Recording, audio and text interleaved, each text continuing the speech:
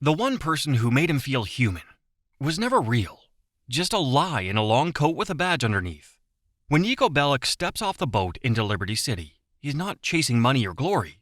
He's chasing peace. A break from war, from blood, from whatever happened back in Eastern Europe. And then he meets Michelle. She's awkward, kinda sweet, interested. For a man who's lost everything, she feels like a reset button. They go on dates, share laughs, she listens. For the first time, Niko lets his guard down, not just as a criminal, but as a person. Maybe Liberty City isn't just a trap. Maybe it's a chance. But Michelle was never real. Her real name is Karen, and from day one, every question, every dinner, every glance was surveillance. She works for the government, United Liberty Paper, a Fed in disguise. The moment of betrayal comes without warning. After a mission gone sideways, Niko narrowly escapes a police ambush and finds out Michelle set him up. The woman who held his hand is now holding a file on him. Cold. Professional. She doesn't apologize. She doesn't explain. She just vanishes into a locked office and sends him on his next mission like nothing ever happened. From that point forward, every call Niko makes to her goes straight to voicemail. This isn't a betrayal about power or money. It's worse. It's emotional. Michelle didn't just betray Niko's trust. She shattered the illusion that he could ever have a normal life. She's proof that Liberty City doesn't just let you be human. Everyone's playing a role. Everyone's wearing a mask. And for a man running from ghosts, this was just another one waiting to haunt him. Karen shows up again later. I'm afraid it's my job to watch you. Just results. And Niko, he doesn't raise his voice. He doesn't rage. He just nods. Because in Liberty City, betrayal isn't an event. It's a routine. But Michelle's betrayal was quiet, hidden behind a smile. The next one? It smiled in your face too, but this time, it called you family. He smiled in your face, shared your table, called you family. All while selling out your block to the enemy. CJ comes home to a war zone. His mother's dead. Grove Street is shattered. But not everyone's gone. Sweet is still riding.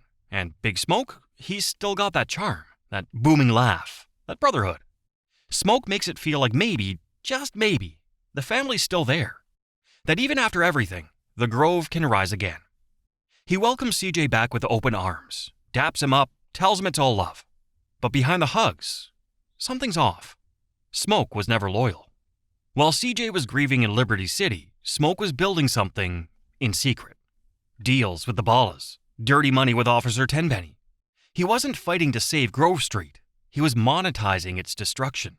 And worst of all, he was smiling through it. While CJ was breaking bread with him, Smoke was setting Sweet up to take the fall. Ryder was in on it too. Childhood friends turned Judas for a taste of empire. When CJ finally uncovers the truth, it's not just betrayal. It's the death of home. Smoke didn't sell out the hood because he hated it. He sold it out because he stopped believing it could win. Grove Street was loyalty, brotherhood, roots. But Smoke saw the system and thought, I'd rather rule the rot than die broke for honor. His betrayal is generational, not just a personal loss, but a funeral for what the hood used to stand for.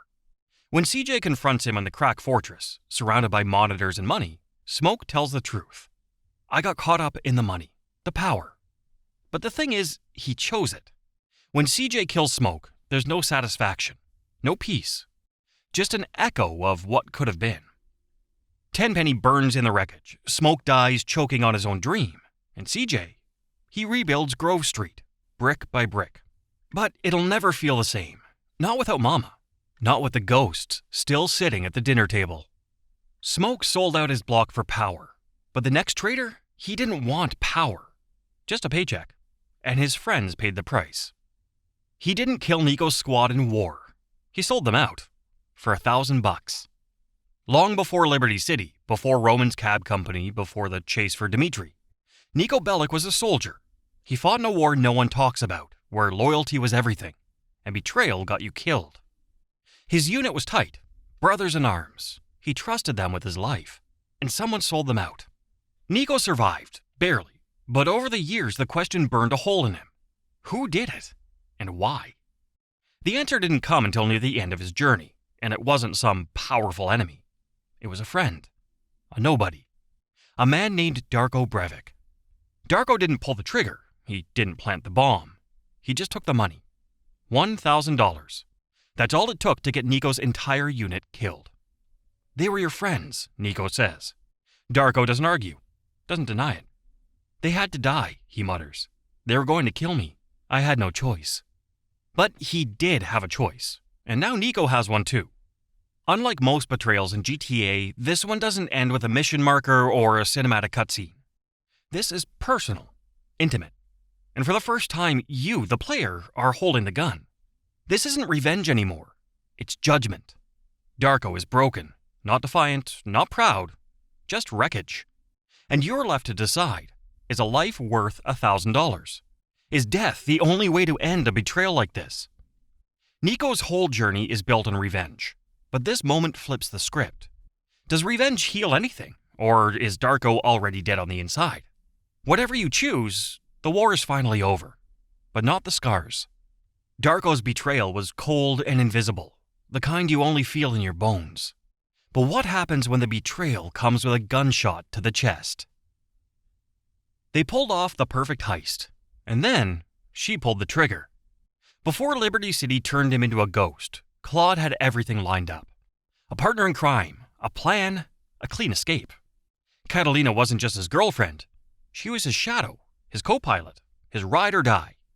Together they robbed a bank like it was muscle memory. No panic, no chaos, just two pros doing what they do. The vault opened, the cash was theirs. And then, everything changed. Catalina turned. No hesitation, no warning. Just a gun raised and a bullet to the gut. Claude collapsed, bleeding out on the street. The money? Gone. Catalina vanished with the Colombian cartel. Her final words? Ice cold. Sorry, babe. I'm an ambitious girl. You're just small time. That single moment isn't just betrayal, it's transformation. Claude doesn't say a word from that point forward. Not in the cutscenes, not during missions. Because Catalina didn't just shoot him, she took his voice. What follows is a revenge story built in silence. Claude tears through the criminal underworld, not to build an empire, but to hunt a ghost. Catalina doesn't stop at betrayal. She escalates, murders allies, kidnaps Maria, sets up ambushes, tries to kill Claude again. But Claude, he keeps coming. The final chase takes them to a dam, a helicopter, and a final standoff. No words, just a bullet.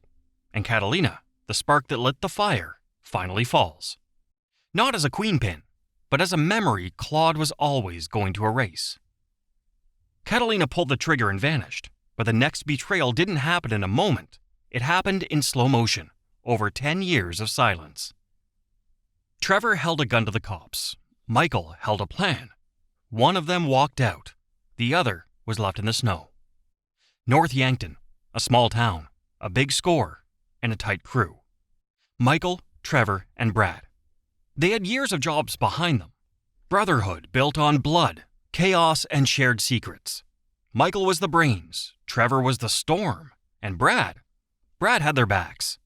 They trusted each other with everything, until the heist went sideways. Police swarmed the site. Trevor took a hostage. Michael took a deal. To save himself and his family, Michael faked his own death. He tipped off the feds, set up Brad to die in his place, and vanished into witness protection.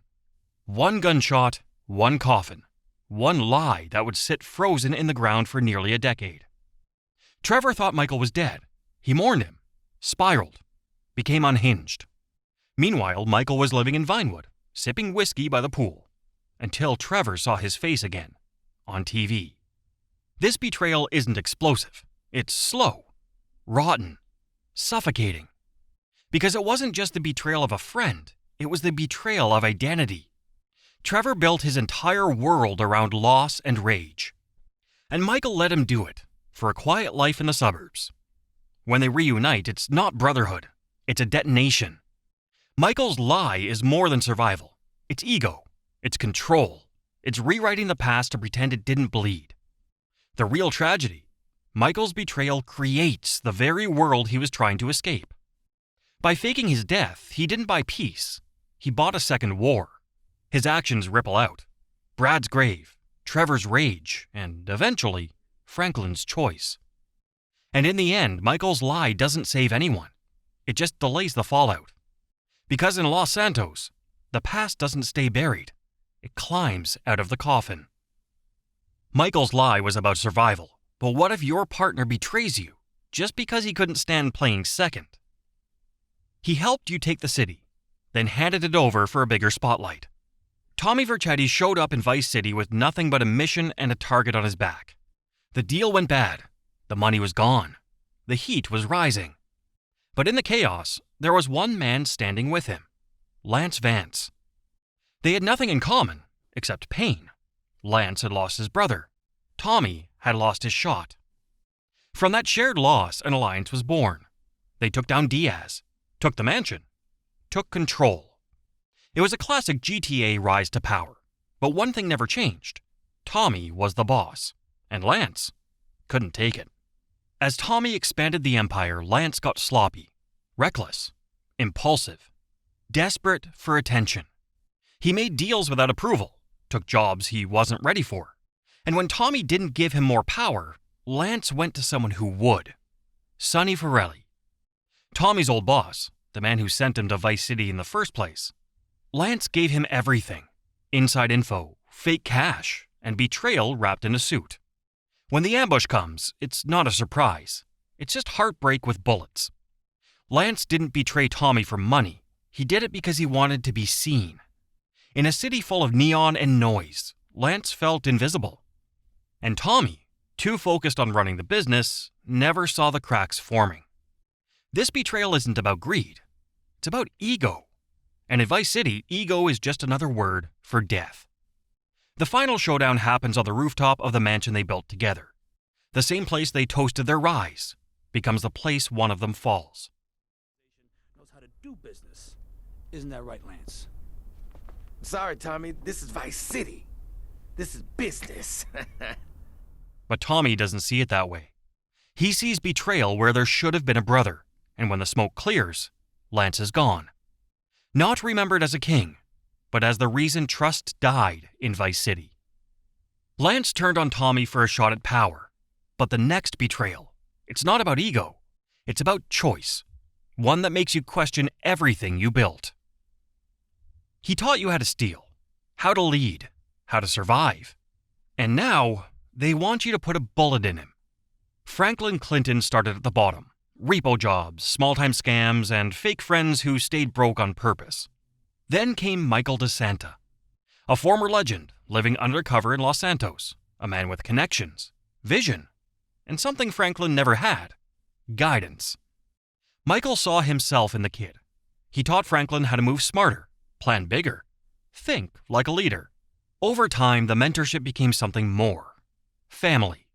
Michael opened doors no one else could. But behind one of those doors was a snake. Devin Weston, billionaire, manipulator, the kind of man who sees people as pieces. He offers Franklin a decision, not a deal. Kill Trevor, kill Michael, or be hunted by both. The logic is cold. Clean it up. Finish the story. Choose power over problems. If the player chooses Michael, the betrayal unfolds like a funeral. Franklin stalks the man who mentored him. Michael runs, not out of fear, but heartbreak. I took you in, treated you like family. And Franklin says nothing, just pulls the trigger. Michael falls, and everything Franklin gained goes with him. This betrayal is a mirror. Years earlier, Michael faked his death and sold out Trevor to save himself. Now he's the one left behind. Same city, same stakes, same lie, flipped back on him. And if you choose to kill Trevor instead, the weight shifts, but the theme stays the same. In Los Santos, loyalty is disposable. You either become the monster or clean up after one. There's a third option. Franklin doesn't pull the trigger. Instead, he flips the script, takes down Devin, saves both mentors, and rewrites the ending. Not out of naivety, not out of weakness, but because somewhere under the blood, betrayal, and chaos, there's still a sliver of something real between these three. A broken family that chose not to self-destruct. In a game defined by choices, that one choice felt like freedom. Franklin was forced to choose between brothers, but in Liberty City, betrayal doesn't wait for permission. It just disappears with the money. One last job, a pile of cash, a car bomb, and your best friend in pieces. Until he wasn't. Mike wasn't trying to be a kingpin, just a low-level hustler trying to claw his way out of Liberty City's gutter. His only plan? Escape the cycle. And the one person he trusted to do it with was Vinnie. Longtime partner, ride or die. The guy who always said, one more score and we're out. And this time, it felt real. One last job, then freedom. But freedom in Liberty City always has a price. They load up the cash, make the calls, start the engine. And boom! The car explodes. Flames, metal, silence. Mike survives, Vinnie doesn't. Or, at least that's what everyone thinks. Suddenly the cops are hunting Mike. Gangs want him dead. Everyone thinks he set Vinnie up. And through all the chaos, Mike holds on to one belief. Vinnie died trying to protect their dream. But the truth is uglier than any lie.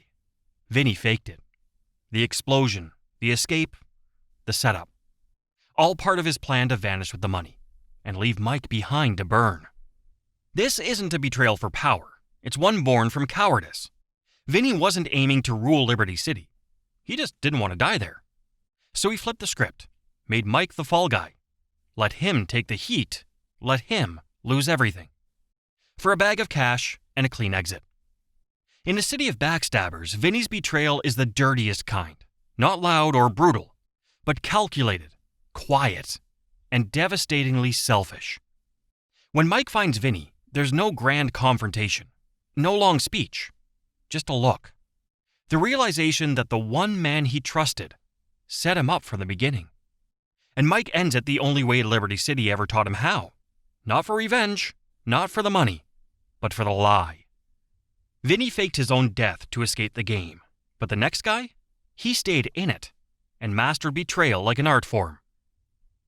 He said it was handled. He said it was over. And then he put a bullet in your future. Liberty City was chaos, but Niko found order in the familiar. Dimitri Raskolov, the quiet strategist, and Mikhail Faustin, the unhinged brute. Niko starts working for them, thinking he's climbing the ladder. But things spiral. Faustin goes too far. Dimitri sees an opening, tells Niko to take Faustin out. Clean house. A new start, a fresh chapter. One less psychopath in the game. But that's not what this was about. Niko kills Faustin, and Dimitri promises payment, peace, and partnership. He sets up a meet with a new contact, Ray Bulgarin. Says it's business. Says Niko can trust him. Then, ambush. It wasn't a deal. It was a setup. Dimitri sold Niko out the second he became inconvenient. And he doesn't stop there. He burns Roman's apartment, burns the cab depot, burns every piece of Niko's fresh start to the ground.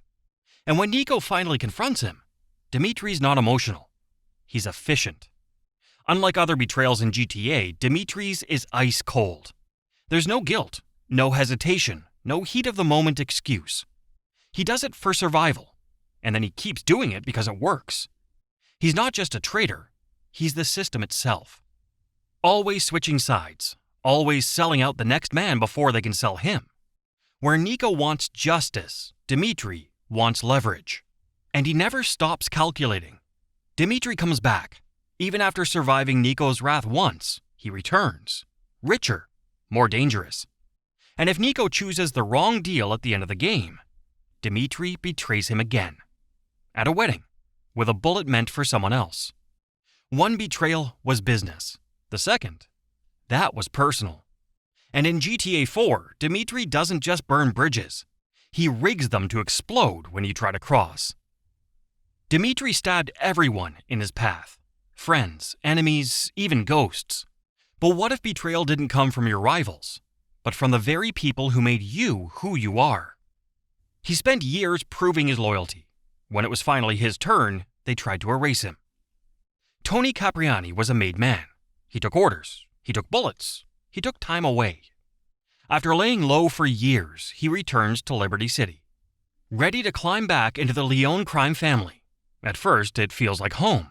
Salvatore Leone brings him back in, gives him muscle work, lets him earn trust all over again. But something's off. Every time Tony earns ground, someone else moves the finish line. The deeper Tony gets, the clearer it becomes. The Leone family never planned to lift him up. They planned to hold him in place. Keep him loyal, keep him useful, but never let him sit at the table. Why? Because they didn't trust him. And behind the scenes, a new player is pulling strings. Massimo Torini, a Sicilian outsider brought in under the guise of support but really sent to take over. While Tony bleeds for the Leones, Torini poisons the well, manipulates Salvatore, undermines Tony's moves, until the very family Tony lived for tries to cut him out. Tony's betrayal is institutional. It's not a knife in the back, it's a slow erasure of everything he's done. Not because he failed, but because legacy scares power. He was too loyal, too strong, too tied to the old ways, so the new regime wanted him gone. The Leones didn't just betray Tony, they betrayed their own roots. Tony doesn't just survive, he flips the script, exposes Torini, rebuilds trust with Salvatore. And when the smoke clears, he's not just part of the family, he's at the top of it. But the damage is done, because Tony didn't have to fight the streets to get here. He had to fight his own blood. In Grand Theft Auto, betrayal isn't a twist. It's a guarantee. The moment you trust someone, ride with them, bleed with them, build something real, is the moment the countdown begins. From Catalina's bullet, to Smoke's smile, to Dimitri's cold ambition. Those weren't just betrayals of friendship. They were assassinations of identity. Every time you pull the trigger in this world, someone's pulling one behind your back. But maybe that's the point. GTA doesn't hand you loyalty. It dares you to survive without it. And if you do, you don't come out clean. You come out quieter, meaner. Just like Claude, you stop talking altogether.